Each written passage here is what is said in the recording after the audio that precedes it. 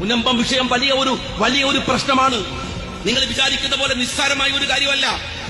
അതിൽ വലിയ കോൺട്രവേഴ്സികൾക്ക് സാധ്യതയുണ്ട്. ഇവിടെ പ്രതിപക്ഷ നേതാവ് പറഞ്ഞു, അദ്ദേഹത്തിന്റെ അഭിപ്രായം പറഞ്ഞു, അത് വഖഫ് ഭൂമിയല്ല. മുസ്ലിം ലീഗിന് അഭിപ്രായമില്ല, അത് വഖഫ് ഭൂമിയല്ലെന്ന് പറയാനും പറ്റില്ല. ഫാറൂഖ് കോളേജിന്റെ അധികൃതർ പറയുന്നത് അത് വഖഫ് ഭൂമിയല്ലെന്നാണ്. അത് പറയാൻ അവർക്ക് എന്താ അവകാശമുള്ളത്? ഫാറൂഖ് എങ്കിൽ ഞാൻ ചോദിക്കട്ടെ, ഇതിലെ യഥാർത്ഥ പ്രതികൾ ആരാണ്? ഈ മുനമ്പം വിഷയത്തിലെ യഥാർത്ഥ പ്രതികൾ ആരാണ്? അവിടെ ഭൂമി വിലക്ക് വാങ്ങി പാർക്കുന്ന ആ പാവ മനുഷ്യരല്ല.